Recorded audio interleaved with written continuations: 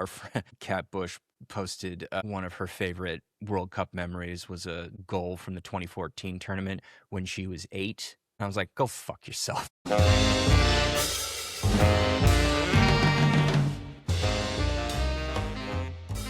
Hello and welcome to Expected Own Goals Beatdown in Brazil edition. I'm your host, Eric Morgan. And I'm Evan Davis. You're not the only one to try and workshop what the hell we're going to call that second match down in Fortaleza. But regardless, what a weird way to send us off into hiatus for the next few weeks, talking about Brazil, the wrestling match, the rugby tournament that went down in both São Paulo and Fortaleza over the weekend with the U.S. women's national team. Somebody asked me yesterday if I could remember a match with as many red cards, and I immediately went to the 2006 World Cup. It was a round of 16 knockout match between Portugal and the Netherlands that had 4 red cards, and that Portugal ultimately won 1-0. It's sort of famous for the image of Giovanni van Bronckhorst and Deco sitting on the sideline after both had been ejected from the game, just sort of like, what are we watching? In a moment of like bizarro sportsmanship. That game had 4 red cards issued to players and 16 yellow cards. It was a new record at the time for any FIFA-administered international tournament game.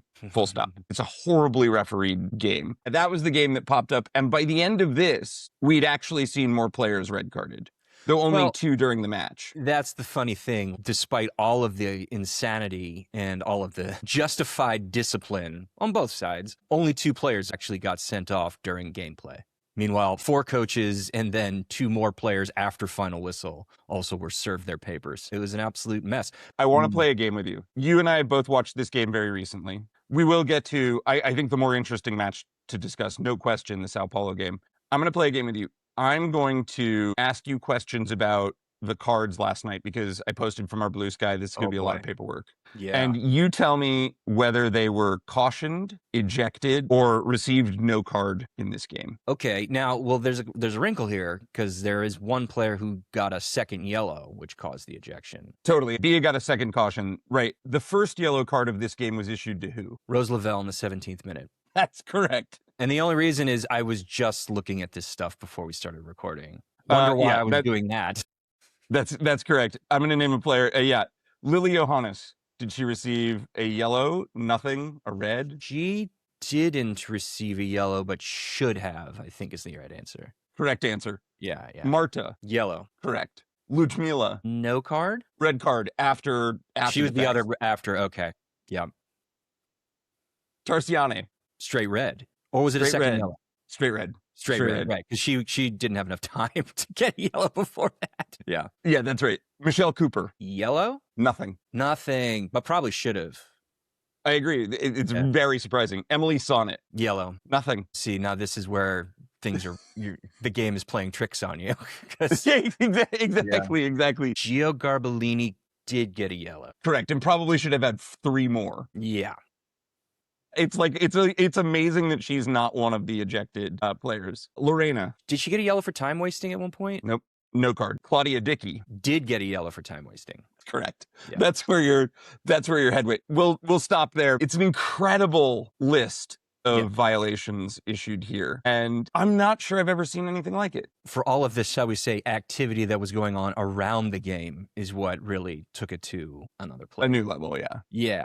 And the officiating was a big story across both of these matches. One where I think the officials just kind of blew it whistle to whistle, and then the other game where they started correcting some of their earlier mistakes, but maybe were doing their job early in the game. Well, we'll get there. But first, let's go to São Paulo. Yeah, because I think what happens in Fortaleza can only happen because of what happened in São Paulo. That game, which the U.S. lost 2-1, is A, why Emma Hayes scheduled that fixture, and B, a real window into some of the shortcomings that the U.S. do actually have as currently constituted. Even though I think you and I would both agree that the first game, the U.S. still probably was the better team for stretches, I think game state really affects that. To a certain extent, I mean, before they went down, I think, like in the first half, generally, I still think they probably played better in the aggregate, despite like Brazil coming out and punching them in the face in the first 15 minutes. And, you know, there's verite audio that you can listen to, certainly on their socials accounts, but maybe on the US's YouTube page as well, where in the huddle after the game, Emma Hayes was very clear. It was like, you heard what that was, those first 15 minutes.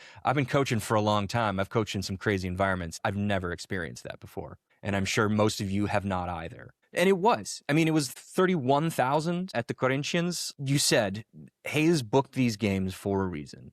Brazil's the host nation, so why not get a little taste of the environment before you go down there? Because it's extremely likely these teams are going to face each other in a knockout game. And Brazil home crowds are kind of unlike any home crowds in the world. It's just such a unique environment for good and sometimes for ill. Hence the police escort for the refs after the second game. You have to be able to experience how the crowd functions as a 12th player in a way that you never get anywhere. Even at Wembley, against England, even against Spain in Spain, it does not compare to what a Brazilian crowd is like in Brazil. And Correct. Those first 15 minutes, the Brazilian players knew that, and the U.S. players fell right into their trap because Brazil got to play their game. The U.S. couldn't communicate. They couldn't hear each other, and I don't think they had their nerves settled. I think this game was emblematic of not a personnel issue for me, but a tactical one. The way that Brazil like to play, which you should know by now because you've played them so many times under Artur Elias over the last 2.5 years, does not allow for a single pivot central midfield comprised of Claire Hutton to function. And boy, did that reveal itself in those first 15 minutes. They just absolutely ran the U.S. over. I don't think that the Soph Wilson solo-generated goal did a lot of favors for the U.S., which is a crazy thing to say about a goal that you generate. But also, I think there was a moment of mental checkout that happened, as sometimes happens after you score goals. But the stadium and a team usually don't make you pay for it. But this was the perfectly wrong environment to try and get away with something like that. Yeah, I thought the other element of this that was clear in this particular game, in addition to the single pivot not being enough, is that the U.S. backline is actually not used to people pressing them. Not in those first 15 minutes, but in general, not super effective against a press. It's certainly against a press where their opposition is very athletic and talented. I felt like we started seeing, in addition to Hutton on an island, we saw how much Lily Johannes has room to grow as a defensive player, how an absent Lindsay Heaps can be a huge problem if you don't have support, but also that like Tierna Davidson's athleticism is not necessarily world-class, despite the fact everything else about her game is world-class, and that like Emily Sonnet and Emily Fox and Tierna Davidson combined do leave something lacking against the best attackers in the world, especially if you end up with like Giselle Thompson pushed up and you are the three primary defensive nodes. Right. Like there were particularly Bia and Dudinha just kind of took them apart. But Emily Fox lost her mark on the first goal. That resulted in a completely naked back post and Mandy McGlynn left out to sea. And then a clusterfuck of a giveaway, a loose pass from Claire Hutton, a bad reception from Lily Johannes. And then Lily Johannes not treating defensive recovery like it is a serious act, or just not used to being punished outside of training for that kind of turnover. And then sort of a clusterfuck of Davidson, Sonnet, and Fox. Well, I think that Johannes is maybe the prima facie player of this window because given her age, given her level of international experience, and given what will ultimately be a great many of her responsibilities in analogous games like this for many years to come, I think she needed to get her ass kicked a little bit in that first game. Like, I think that was actually necessary. Question. Yeah, this was a blooding long overdue as far as like Lily Johannes's professional soccer experience is concerned. Because frankly, at Lyon, you only face this in training and maybe for 3 games a year and never in environments this hostile. Even irrespective of where she plays her club football, just her age precludes her from having a great many of these opportunities to test her mettle. You had to throw her into the fire. I think the way that she responded to that ass kicking in game 2 is pretty telling. What the U.S. decided to adjust from game 1 to game 2 made it pretty clear that, again, as Hayes stressed both to the players and to the press, this drubbing was probably a good thing. You had to feel what it was like to try and be the protagonist of a match where you were never going to be the protagonist, and where your opposition had not only the wind at their backs, but a couple of giants with cudgels ready to just whack the hell out of you. Despite what we're saying, we should also say that, yes, even though it's game state influence, like, the U.S. did turn it around. They just didn't equalize in the second half. Some of that was Leticia having to go off with an injury and Lorena coming on, and, the shakeups of a mid-game goalkeeper switch are always apparent. But the U.S. has plenty of quality, and they settled their nerves in the second half. It just didn't come to fruition. And then there's still the injury asterisk, which is Davidson is still getting her sea legs, only a couple of months removed from an injury, and this is only being her second camp of the year. Derma hurt, Coffee hurt. This is not going to be the midfield come next June if everybody's healthy. This isn't going to be the center back pairing, most likely, if everybody's healthy. Maybe this isn't going to be the left back in a year's time, which we can maybe talk about later. The lineup in game one, I think, was born out of necessity more than Hayes' ultimate intentions for next summer. That's something you also have to bear in mind on the way that the U.S. played. But it was an ass-kicking that wasn't as severe an ass-kicking as those first 15 minutes felt, and I don't think any of coaching staff minded that the ass-kicking occurred. I think that's probably right. It is a good reminder that the U.S. has played this possession-dominant style under Emma Hayes. They are the protagonist of games, and it is incredibly useful for them to understand what that looks like when it breaks down. Mm-hmm. Did they respond particularly well to it in game one? No. Their game two response was brilliant as far as that is concerned. Let's just talk about some individual performances there, because I felt like Giselle and Alyssa Thompson both had really weak games against Brazil. These are highly technical, highly athletic, highly front-footed, wide players who want to be constantly pressing their advantage. And those are the kinds of players that Brazil loves to eat for breakfast. And they did. And it's why Avery Patterson comes in. I mean, that might have always been a pre-planned adjustment, as these camps often are in the cycle between Thompson and Patterson. But when you try and play a single pivot and also try and play two wide players on the same side who just want to keep getting forward, like, what else was Brazil going to do but just gobble that up, Hayes was perfectly fine throwing them out there and making them feel it. And if she does this against Brazil in the World Cup semifinal, then we will say that she really kind of fucked up there. But that's not what this is. I think Johannes and Hutton both struggled. I'd also love to talk about Emily Fox, who looked pretty outmatched in game one, generally. I wonder if her level of physicality is enough to hang in these kinds of fixtures. I don't know. Taina had her number in game one. I don't think Taina had her number in game two. That's the thing. If all we had to go on was game one, I think maybe a lot of these criticisms could be bolted to the floor more easily. But we have game two, and we saw what they did in response. My least favorite thing is when people decide to draw very large predictive conclusions from one friendly match a year away from an international tournament. Like, this game doesn't count at the end of the day. That's right. And, on some level, that's probably a good thing for Brazil as well when we talk about the second fixture. One last thing on game one.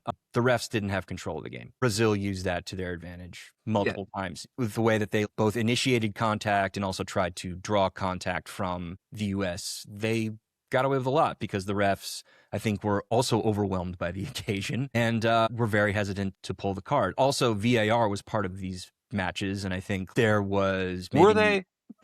Well, they were, and I think the refs often would go to the earpiece before deciding to make a call, whereas maybe just making the call rather than having VAR weigh in would probably have been at least the decision that would allow everybody to settle down. And they didn't. And you said at the top of this segment, it is that level of incentive that Brazil got from game one that carried its way over into game two. I also think that Artur Elias understood, and some of his most successful performances as a manager have come when his Brazil team can use a physicality that we don't normally associate with Brazilian football to dismantle teams that would like to play a more delicate brand of football. And I think what game two also revealed is that doesn't always work.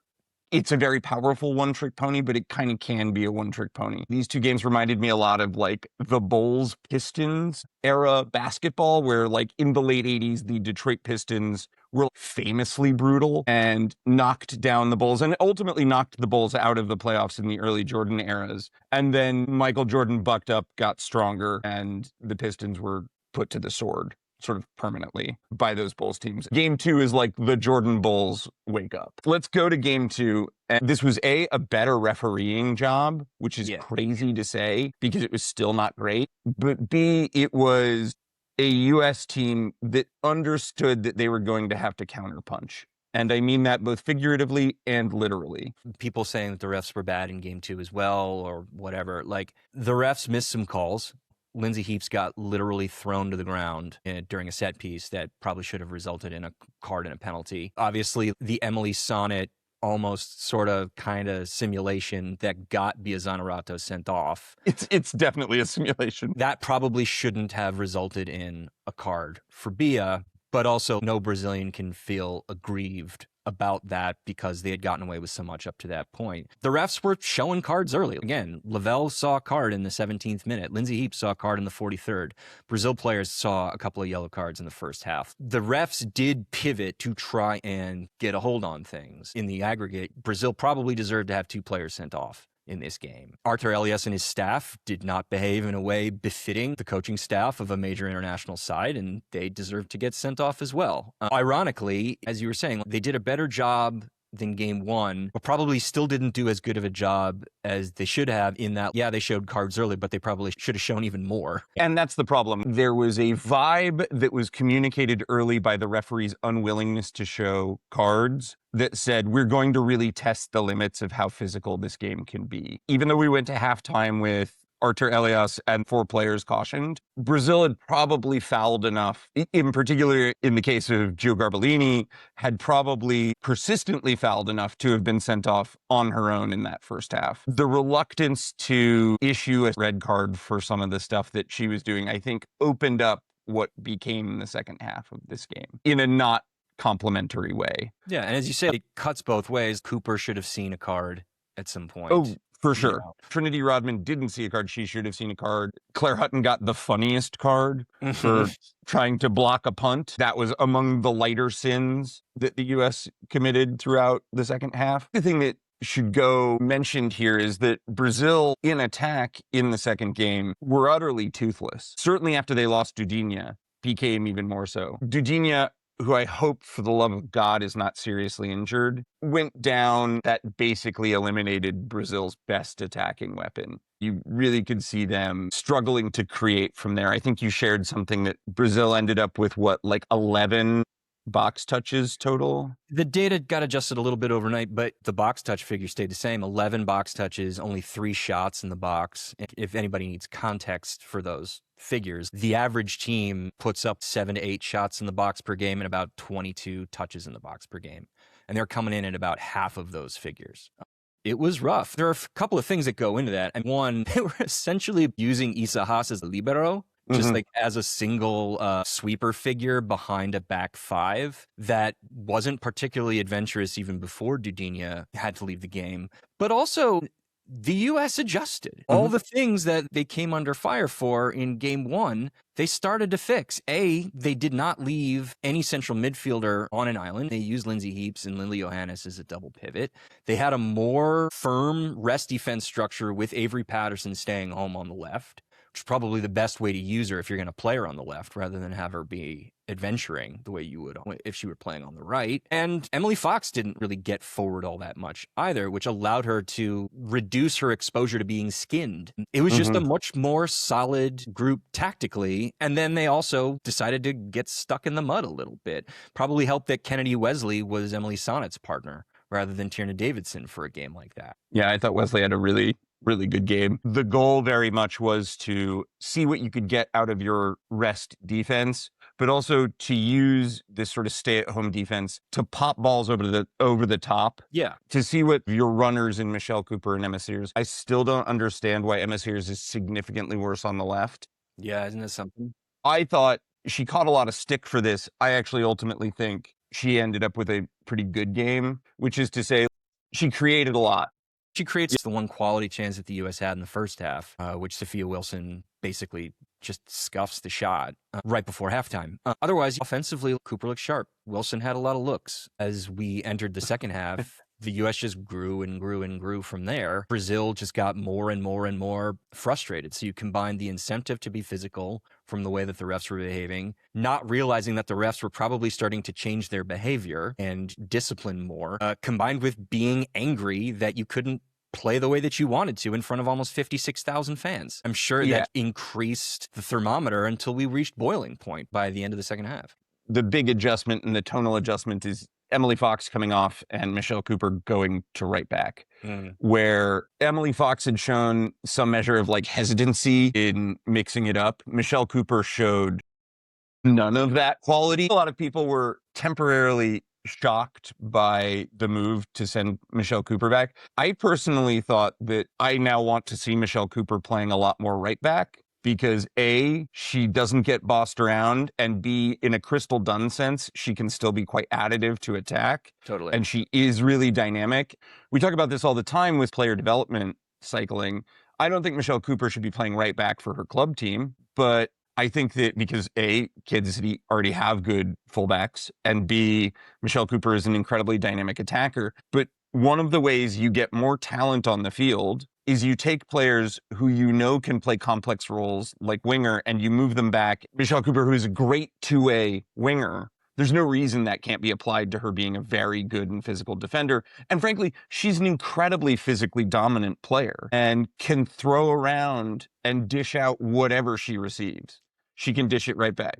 We saw that on both sides of the ball. And if everything goes as we sort of expect it to go, she'll be a substitute next summer. If you can all of a sudden make her a right winger, a right wing back, and a right back option, boy, does that make your lineup even more versatile when you need to solve very specific kinds of problems late in games. That's great. Obviously, it's only like a real half of football, but it's a half of football on the road against either the most talented opposition you will face in the world, certainly the most complicated opposition for you to face in the world, but probably no worse than a top three side for the U.S. to face. I actually think that the combination of a slightly more stay-at-home Avery Patterson plus Michelle Cooper is more dynamic than Giselle Thompson and Emily Fox, especially in physical games. I completely agree, and I think that Hayes might be starting to recognize that as well. When we look at the minutes per available game chart, and we also look at the rate at which you are capped relative to availability, the race between Avery Patterson and Giselle Thompson is still pretty tight, but Patterson has a solid lead on her in both categories. Patterson's averaging about 78 minutes per available game. Thompson's coming in at about 66. Patterson, every time she's been available for a game, she gets capped. Thompson has not. Thompson didn't get into this contest in Fortaleza, and you can see why. If you've got a rickety back line who is maybe going to be a little more tentative in their press and in their physical presence, yeah, Giselle Thompson can probably run riot on that group. But when you need to get stuck in, I think Hayes may have found her answer in Patterson. Maybe in Cooper as well. I posted from our account, she didn't start it, but she'll finish it. Yeah. Michelle Cooper has that edge about her. It's one of those things that you really savor when you see in a player who, as opposed to backing down to or being intimidated by a moment, is almost willing to go the other direction and sort of test the limits of what they can get away with. There was a lack of preparation for dealing with what Michelle Cooper was going to dish out, which was sort of the first time in the two games where you really saw an individual matchup physically dominated by one of the American players, outside of Sophia Wilson just like being a nightmare to contain. And ultimately, that's where the goal comes from. Sophia Wilson held. You can't hold her. It's still not enough. There's this reputation that has gotten stuck to players like Wilson that moment, I think, reveals that it's kind of not deserved. They can handle a scrap. Wilson was wrapped up like a linebacker on a running back, and she broke the tackle. And yes, it's counted as an own goal, but it's an own goal that comes entirely from what Wilson does in the 10 to 15 seconds leading up to it. And if Wilson can play like that in games like this, the U.S. are going to be fine. Wilson had a great two matches back to back against really, really challenging opposition. She doesn't look like Barbara Banda, but she plays with a similar ferocity when put up against, the entire Brazilian backline army. She is willing to bring the game to the opponent at all times, whenever possible, and really doesn't have a back down instinct. Yeah. It's funny that the chance that she ends up quote unquote finishing, because it is an own goal, isn't one of the myriad good chances she ended up having. She generated a very healthy amount of XG on the day as a striker, getting herself in great position. She just didn't happen to finish any of her best chances. That's a great lead into another point, because as always happens for people who don't understand the concept of finishing not being the stickiest of metrics, people on the broadcast, journalists, pundits, whomever, are just like, well, the U.S. has all the chances that they left on the table. You got to finish those chances in games like this. These are the chances you have to finish. Like, Lorena had one of the best games I've ever seen her have. That's right. That double save that she makes in the first half, first off, Emma Sears stings that ball. It's a bad spill, but it's a hell of a save to do anything with it. To recover and get in the path of Soph Wilson to make that save. Now, granted, should Sophia Wilson probably have buried that? Yeah, but she takes an extra second longer and places the ball in a place that with an empty net is normally fine. And Lorena just happens to respond and claw that one back. It's nearly a whole XG just on 2 shots. The U.S. generated almost 2 post-shot XG. Almost 2. They only scored once, and it was technically an own goal. That's how good Lorena was. The thing that beat Lorena was her own defender's leg. The Trinity Rodman save is one of the more outrageous you'll ever see. She just reads the moment that Rodman is breaking through before even Rodman breaks through, takes the giant goal, and because of her positioning, compresses it into a shoebox that Rodman has to play around. She also had the angles covered on Lavelle's breakaway earlier in that half. Again, it looks bad, like Lavelle is slotted that ball wide, but you look at the angles on replay, and there just isn't a lot of space for Rose Lavelle to choose from. And that's Lorena. That's Lorena doing well. You're going to win almost every game where you outshoot your opposition 2.5 XG to 0.2 XG. Like, there are games that you will lose. They are rare, but this isn't the U.S. being anemic in attack. One could have argued that in the first game, but you can't this game. And for Kansas City fans, this is very encouraging, because Lorena's early season wobble really does just look like a wobble now, based on the way that she has played both for Kansas City over the last month and for what she did against the U.S. in what I think turned into essentially a game and a half if you add it all up, because she came in for Leticia. Like, she was just outstanding, and this would have been so much worse for Brazil if she hadn't been. Oh yeah, one of the knocks on her has always been, and was pointed out to us by Jill Lloyden last year, is that Lorena basically faced no one-on-ones last year. This game alone, she faced what we would describe as one-on-one scenarios, or worse in the case of the Soph Wilson chance, and more than stood up to it. This is a game whose weight is significant, based on the environment, based on the opponent. The only thing that it was missing was that it didn't count. But if Lorena can play like this, I mean, she might get Brazil out of more than a couple of jams in the tournament next year. I keep thinking about what this fan said that I was sitting next to at an Angel City game when they were playing Utah, and watched the McGlynn double save. Had never seen her before, and was just like, wow, that's a fucking goalkeeper. That's a hell of a goalkeeper. That's what it felt like watching Lorena. If the tables were reversed and Lorena were American, we'd be talking about this like it's the second coming of Hope Solo. We would be talking about this as one of the great goalkeeping performances in national team history. The only thing that really mars this trip down south is just the violence. And because, to put it in Hayes language, which I despise, lots of learnings here that the U.S. comes away with. Clearly ones that they had ingested and put to good use by the time they got to Fortaleza. But also the occasions were just fantastic. I mean, over 87,000 people came to both of these games. It's incredible that the Castelao didn't sell out, but it came this close. It was only a couple of thousand shy. That's amazing. That's absolutely incredible, especially because somebody posted on social media a side-by-side of the last time the Brazilian women's national team had played in Fortaleza, and there was only a few thousand people there. Like, this tournament is going to be incredible next year. Absolutely incredible. This was the bellwether. And I think a lot of players got the fast-track education that they probably needed. Hayes in her MD-1 said that we've created, quote, too perfect a set of conditions for a lot of U.S. players. Now, some of that is bullshit. It's a good thing that players don't have to deal with midweek games, and nobody else around the world should have to deal with as many midweek games as they do, given all the competitions that they have. But also, she's diagnosing the wrong problem. If you want more games, then demand that the salary cap go up and that the roster size increases, you know? You just can't be taxing players' bodies the way that they are at the moment. And also, tough games, well, that's a U.S. soccer culture problem. Tell fans to be meaner. And also tell fans to show the fuck up, you know? Like, if we had more packed stadiums, there would be more of a cauldron. Despite the fact that Angel City often doesn't play well at home, visiting players talk all the time, especially in those first 2 or 3 seasons, about how intense it was to play there because the crowds were so big.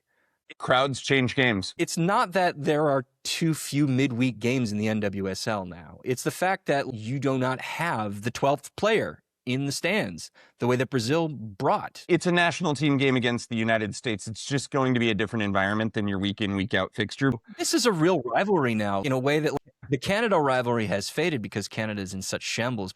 Yeah, because Canada's faded. There have been 2 tournament finals now between these sides. The U.S. has won both of them. They've played each other a lot beyond that. And now they've gotten to play in Brazil's house for the first time in 11 and a half years. And only for the 8th time in U.S. women's national team history have they played Brazil in Brazil, which is kind of amazing. The thing that Hayes correctly diagnosed, she's like, I don't understand why more teams aren't booking this trip, because you're going to learn a lot. Now, the European sides have their hands tied just because of so many UEFA games that they have to deal with between the Nations League and between tournament qualifying, that there just aren't that many windows to do it. But like, if I were one of Germany, France, Spain, or Denmark who don't have the next round of qualifiers to deal with in October and November, December, I'd be calling the CBF to see if they can get a window. And then packing a lot of icy hot. In addition to Brazil is going to be a hell of a place to host the World Cup, is Brazil just is a much deeper national team than I think we even have given credit for in the past. We've thought of them as very good, but they're sort of in a development cycle where they just have a lot of young players who are ready to step onto the global stage and look totally prepared to do so. This is one of the quiet running narratives of the history of this show. We saw the birth of the Arthur Elias era during the CONCACAF W Gold Cup, when this show had only existed for about 7 months. We've been right there with the entire history of how this program needed to turn itself over and all the things that Elias has been experimenting with, all the players that he's brought in. He's, in a lot of ways, a mirror to what Hayes has been doing. It has exposed just how deep Brazil is. I mean, I don't really cop to the moral, idealistic lens through which I think Julie Foudy meant this comment in some way when she said, why can't Brazil just be normal and play a beautiful game because they've got the players? You play the game you got to play in order to win relative to your opponent in the situation and who you have available. The thing I do agree with her on is that there are a ton of very technically gifted players and very athletic, very mobile players, physically gifted players, and very tactically intelligent players that Elias has gathered under the Brazilian aegis over these last 2 years. If he wanted to, he could play a very technical, very easy on the eye brand of soccer and be quite successful at it. When you play, say, a Japan or maybe even Germany, given where they are right now, there are some top sides where I think he could, quote unquote, play football and have it work. But when you're up against Spain and the US, this is sort of what you got to do. Like you said, the fatal flaw is, and maybe reinforcing what Foudy was saying, don't be a one-trick pony, because if the refs catch up or if your opposition counters your counterpunch, then you get what we got in Fortaleza. And you need to have another card to play. We've talked about it a lot. The ebbs and flows of soccer and soccer history is one team develops a dominant style, another team figures out what the most disruptive way to break up that dominant style is. Brazil is in an era when the most dominant teams are the United States and Spain, and the way to break up that style, particularly in the case of Spain, whose style they broke up very effectively, is to just put those elbows out and physically dominate a team that is deeply uncomfortable playing against physical opposition. Mm-hmm. One of the advantages the U.S. had, and a staple of U.S. women's soccer history, is that we've just always had the athletes. I wonder if we aren't going to return to a place, and this is what I was getting at with the Cooper Fox thing. I wonder if we aren't going to return to a place under Emma Hayes where she recognizes that a lot of the players who are more physically gifted can also deliver technically in the way she would like them to. The most technical of our players are seeing a lot of time under Emma Hayes, but I'm not sure that there is a distinct difference between the caliber of some of our more physically dominant players and some of our more technically sophisticated players. I think, again, this whole window just carries an asterisk with regard to that question because Naomi Girma and Sam Coffey weren't there. Totally. But also, we love Sam Coffey, not the most athletic midfielder you've ever seen. Even though by every metric that we track or care about, she outperforms what people perceive her lack of athleticism to be. But she loves a scrap. But she'll also mix it up. Yeah, and that's where this game comes down to. Like, Lily Johannes has to learn how to love a scrap. The defensive frailty from Johannes in game one, I think she cleaned up a lot of that in game two. There were a couple of recovery tackles that showed she was putting the effort in to actually take her defensive responsibility seriously. It's still not a fully polished gem, but it signaled to me that she got the message from what game one had served her. She is absolutely young enough and still flexible enough to become any kind of midfielder. The passing's already there and the vision's already there. This is the way defense works. Defense is, in a lot of ways, the most mentally taxing way to play.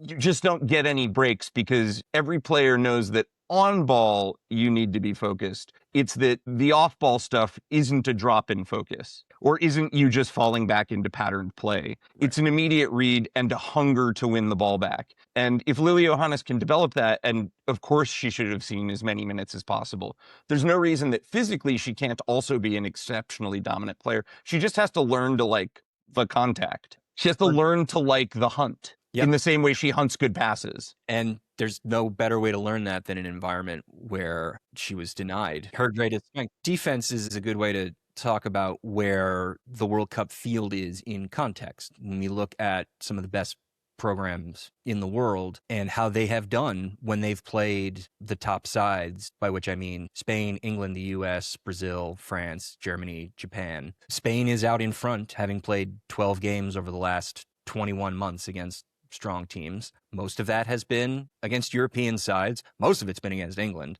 which is funny. They've racked up 2.2 points a game. They've had the best defense. They've had the best offense. The U.S. in context is slightly off the pace. They're in fourth, 1.4 points per game behind both Brazil and France. But the U.S. has also had the second best defense of any serious World Cup contenders when they've played really strong sides. The attack definitely looks weak on the surface. Through this point in the build-up cycle, relative to the last three cycles, they're scoring the fewest goals per game against tough teams. They're also playing the fewest games against tough teams on a rate basis. But we got XG data for these games, and I was able to backfill some XG data for some other games for this cycle. And they're scoring 1.2 goals per game. They're generating almost 2 non-penalty XG per game. So they are clearly unlucky. People can breathe a little bit easier about where the state of the attack is. And also, and I can't stress this enough, none of these games matter. None of these games are predictive of tournament success. There were defensive questions that were raised here. I don't think that there are a lot of offensive questions because you just have so many good choices to switch between for the U.S. I do think that in the center of the park, the absence of Sam Coffey does change things, and both of these games need asterisks because of it. But I do wonder if this team, particularly as we go to a 26-person roster, would not benefit from the addition of a true destroyer just to have in the mix. This is one of my gripes with Emma Hayes. One of the themes is always generalists versus specialists. Emma Hayes really loves a lot of very talented generalists. This is a game that a specialist would have been incredibly valuable for. Somehow we missed the FIFA regulations for the tournament next year being published in March, which spelled out that this is going to be a 26-player roster for all teams. Nobody reported this fact, and nobody has reported this fact over the last 3 months, which I find bizarre because I think it's actually a pretty important bit of information to understand not only how the U.S. is going to approach their roster construction, but how everybody else is going to do that too. The extra 3 players gives you a bit of breathing space because it'll be all outfield players. Gives you a little bit more breathing space potentially for a specialist. And so if someone wanted to make the argument that bringing a pure destroyer off the bench or as a starter in particular situations to take up one of those 23 outfield spots, it's a stronger argument to make than if it's a 23-player roster overall with 20 outfield spots. But I'm also kind of still not convinced by it because I think that Coffee is a very good defensive midfielder. I agree. I don't think necessarily this player is a starter, but I do think matchup dependent. This is a game that Taylor Flint would have thrived in. Sure. And I think what these arguments then become are about who are players 24, 25, and 26 who are going to see probably the fewest minutes of the tournament. If those are the ones about which people are having the biggest arguments or thinking Emma Hayes is making the biggest fuck up in terms of who she's calling in and who she's blooding, then my energy to care is pretty reduced. It's not just Coffee, but it's also Hutton and then also Riley Jackson waiting in the wings.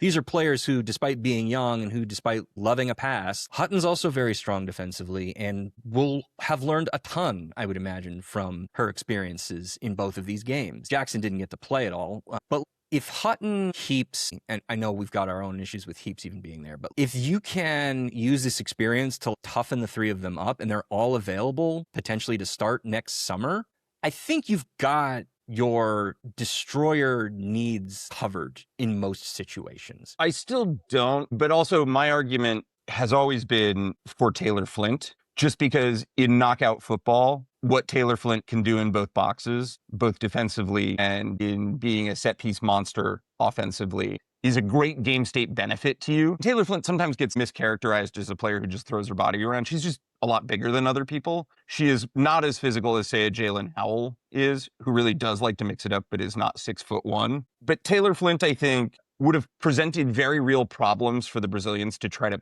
play against. That's what I like about players like that. I agree, the U.S. is spoiled rotten with very good young midfielders, but that doesn't mean that you should be ignoring players in their peak who are currently better than a lot of your choices. If it's a thing where player 26 is between fourth center back or Taylor Flint or Jalen Howell or something, then okay, you can make the argument and it's potentially a worthy one. It's just hard for me to give a shit, especially combined with the fact that Flint isn't going. Howell isn't going. These players are just not going to get called in. They haven't been called in. I mean, Howell got called in once. Taylor Flint is not going. The one call-up also kind of speaks volumes, doesn't it? These players are just not going. You can blame Hayes for screwing that up and not getting them into the system. But again, what we're talking about is not player 12 or player 8. We're talking about player 25. Totally. In a different value system, it's possible that Taylor Flint would be player 12, but that is not Emma Hayes' value system. Moreover, the only time to really get on a national team coach for this kind of shit, obviously if the U.S. gets beat on set pieces in a knockout game where Taylor Flint would have been of use, the criticism is valid. That said, it is not like she's doing what Thomas Tuchel's doing for the English men and not taking Trent Alexander-Arnold or not taking a bunch of other world-class players who do things that no one else on the planet does. It's not like Emma Hayes is ignoring Trinity Rodman and is just like, that Trinity Rodman doesn't fit my system, or saying that Sam Coffey doesn't fit my system. She's not turning down players who are potentially clear starters. Yeah, that's the thing. If we look at the list of the top players by minutes per available game, and you throw Macario and Swanson in there, the top 26 players by that sheet, I don't have a lot of problems with. I've gone and highlighted for us the players who would be in the starting 11 based on this minutes metric, and also highlighting some other players who probably are in the mix, but for a couple of other contextual factors. I don't know if I'm putting anybody else in the starting 11 above that group. I certainly am taking Lindsay Heaps out. That's the only one. That's really the only one for me. That's right. These games were not the best of Lindsay Heaps, again. And also, like, the Lindsay Heaps problem is that she's a starter, not that she's on the team. Oh, yeah. Lindsay Heaps is another perfect game state sub because she is big and she is good in the air and she can mix it up. When you get 30 minutes of highly concentrated Lindsay Heaps, you're still getting one of the best players in the world. When you have a Lindsay Heaps who's like trying to spread that out over 90 minutes, you get a significantly reduced player. Right. Peak Lindsay Heaps is so good. She doesn't play with that level of intensity anymore. That's the problem. I agree. Lindsay Heaps would make this 26 no matter what for me. The only issue is that she's number 3 in ink. Let's do this very quickly. Who do you think are the most in ink of these players? Soph Wilson, There's no not starting Soph Wilson if she's healthy. Pending full health and caveating Macario and Swanson and Davidson for all the obvious reasons. The inning starters from here, Fox, Wilson, Gurma, Coffey, Rodman. I think that the only ones that I would have right now in full ink are Rodman, Coffey, Wilson, Gurma. Okay, is this a personal taste question or what we think is going to happen? Oh, no. This is personal taste. I don't care if Emily Fox is starting at right back. It's not her optimal position, but also we're never going to get what we want. Her level of positional discipline, especially off the ball out of position, is such that Taina did not have the space to move in game 2 the way that she had in game 1. So Fox can be a defensive asset as much as she can also be an attacking asset. Clearly, everybody loves her going back multiple coaches. I don't care. Fox, Wilson, Gurma, Coffey, and Rodman are a good 5. Lavelle and Macario can battle it out. Thompson and Swanson can battle it out once Swanson's healthy. Sonnet and Davidson can battle it out once Davidson's back to full speed. Don't discount Kennedy Wesley at this point. Yeah, for sure. And then Hutton should probably take Heaps' job, and unfortunately it's unlikely to happen unless Heaps really takes a nosedive. But Hutton is so blooded at this point that it's going to be easier to move Heaps to the bench if it comes to that, which is why we should also keep yelling about Lindsay Heaps getting so many starting minutes, because it is legitimately possible to just move her to the bench. That's all good. Patterson versus Giselle Thompson, matchup to matchup. They both got the minutes. They both got the experience, whatever you need in whatever situation. Besides Heaps starting, there's not much to quibble with here. That's probably right. For you, what would be the midfield 3 you'd like to see? Macario, Hutton, Coffey. It depends on the matchup, but I think I am Moultrie, Hutton, Coffey, just because I have no idea what Katarina Macario is at this point. It's kind of crazy we've not heard anything. This injury is becoming an issue. Thankfully, the U.S. has a 4.5-month break, and that should hopefully allow Macario, Swanson, Davidson, Coffey, Fallon Tildes, Joyce, and Gurma to all get back to full health, and we can actually have a real look at what a full squad could be. With any luck, they'll book a strong opponent for October. There are 4 European teams with not much to do in that October window, and I'm sure they'd love to play the U.S., Japan, or Brazil. So that should give the U.S. a great opportunity. That's all she wrote for us on main feed until the beginning of July. Because of the Men's World Cup, we've got no NWSL, and now we have no U.S. Women's National Team to talk about. So we're taking a mini summer hiatus for the next 3 weeks. We will get back to you when the NWSL season kicks off. But in the meantime, if you're not a member of Patreon yet, you should subscribe. Links in the show notes. $6 a month gets you exclusive bonus episodes, as well as Discord access, merch discounts, and a whole lot more. Speaking of merch, link to the XOG store is also in the show notes. We still got our limited edition scarves available. Click there and buy a scarf and so many other cool items exclusively from Expected Own Goals. Do everything you're supposed to do with podcasts. Rate us 5 stars. Drop us a kind review in your podcatcher of choice. Tell all your friends about us if you haven't done so already. Follow us on social media at XOwnGoals. That's the letter X Own Goals on all platforms. Some very cool exclusive video content coming to YouTube, Instagram, and TikTok that you will not find on the podcast otherwise. And if you feel like we've made an own goal, please email us at xog@xowngoals.com. That's the letter XOG at the letter xowngoals.com. We will get back to you on Patreon very soon. And until July 7th, I think, ta-ta for now on main feed. Bye.